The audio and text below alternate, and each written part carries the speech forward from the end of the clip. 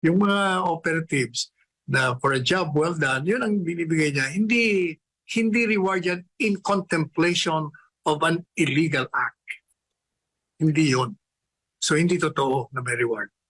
Talagang gusto talaga nilang i-incriminate si former President Rodrigo Duterte, di ba? Parang, kumbaga, iniiba-iba lang nila yung angulo, pero doon din ang papunta yung kanilang pino-point out nga. Ang gusto lang talaga nila, they were trying to exact an admission that will fall under extrajudicial confession. Siniset niya lang yung trap sa kanila para magmukha silang tangi o dumb. And they will become dumber. Mas bobo ang labas nila kung mag-file sila ng kaso. Kasi yung admission na yun na sinasabi, it will not stand in court. It's a misnomer. They will never stand in court simply because hindi yun talaga extrajudicial confession or admission kasi may legal requirements nga. Ang problema, nakakalimutan ng mga yan. Hindi naman mga abogado. At yung isang abogado rin, nakakalimutan niya rin. Patungkol pa rin ito dun sa extrajudicial issue at sinasabi nga nila na ina-admit daw ni former President Rodrigo Duterte. The second part, Attorney Sal, sabi mo, fixated sila sa na para ma-incriminate ang former president. What's your take on this, Attorney Sal?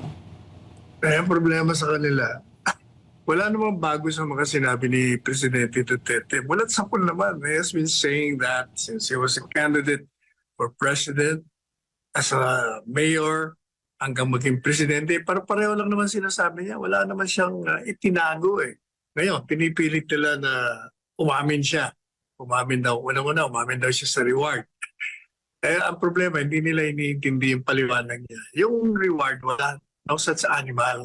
Yun ang illegal kasi when you say reward, nagbibigay ka ng particular amount for a kill. Ibig sabihin, pag yung police may pinatay na suspected criminal sa drugs, bibigyan sila, halimbawa, ng 100,000. Yun ang illegal. Pero sinasabi ni Presidente, ang naibibigay sa kanila ay operational fund. Kung ang budget mo 100,000 at may natirang 10,000 pesos, hindi niya na tinatanggap yun na sinusoli sa kanya. Sinasabi niya, for the boys na, sige, magberienda na lang kayo. Whatever you will want to do with the 10,000, kayo. Yung mga operatives na for a job well done, yun ang binibigay niya. Hindi reward yan in contemplation of an illegal act.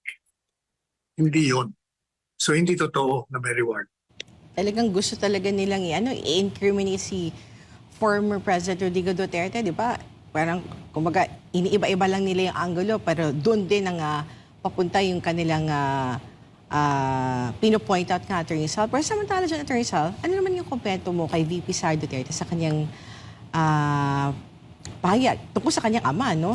Na matapos yung nangyaring pagdinig sa Kamara patungkol sa war on drugs ni dating Pangulong Rodrigo Duterte sa Kamara, sinabi ni Vice Presidente na maganda ang naging performance ng dating Pangulo. Sabi nga niya, 12 out of 10 ang rate na ibibigay niya sa kanyang ama. Pero kung si VP Sara ang tatanungin patungkol sa pagdinig sa Kamara, ito ang kanyang sagot. Panoorin natin to.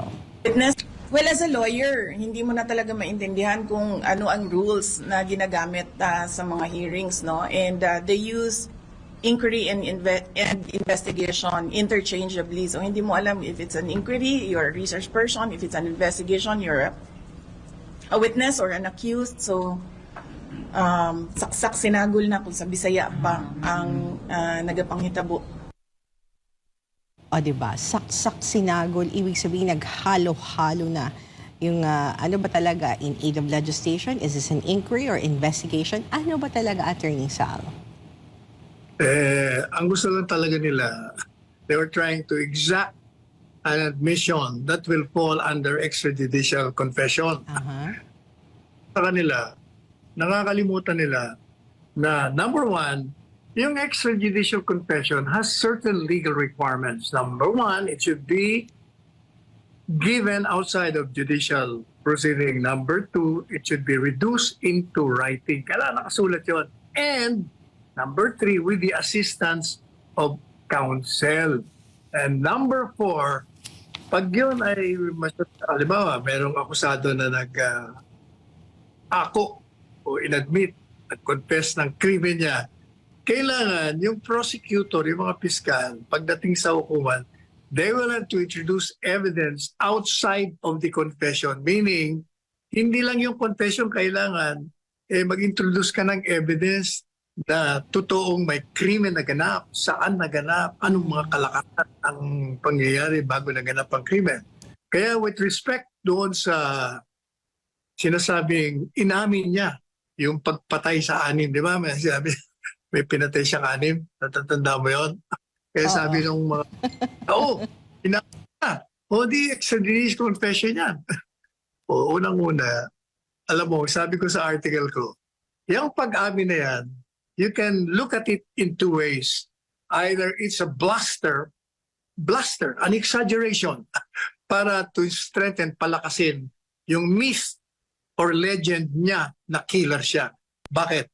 Kasi yun ang ginamit niya para takutin ang mga kriminal sa Davao. At yun ang ginamit niya bilang presidente. Kaya lalo niyang pinalalakas yun sa pamamagitan ng pagkikwento na mamamatay tao siya ng mga kriminal. O yeah, pwedeng ganon. Or siniset niya lang yung trap sa kanila para magmukha silang tangier o dumb. And they will become dumber. Mas bobo ang labas nila kung mag-file sila ng kaso. Kasi yung admission na yon na sinasabi, it will not stand in court. It's a misnomer. They will never stand in court simply because hindi yun talaga extrajudicial confession or admission kasi may legal requirements nga. Eh, ang problema, nakakalimutan ng mga yan. Hindi naman mga abogado. At yung isang abogado rin, nakakalimutan niya rin. Oo, kasi ano mo, Attorney Sal, yung mga law student nga, laging nanonood sa, may mga maraming law student, Attorney Sal, na nanonood sa programa mo. And some of them were asking me kung sapat na ba ang isang pahayag when you done it publicly, when you are televised, or katulad ng former President Rodrigo Duterte sa isang hearing sa camera, ay kailangan na pwede nang gamitin as evidence against him. Pero ang titingnan pa rin ba ng Korte, Attorney Sal, hindi yung mga sinabi niya, kundi kung ano yung magiging ebidensya para tumayo yung mga accusation laban sa kanya? O kung i-konkreto natin yung gaya na sinabi niya, I killed 6 criminals.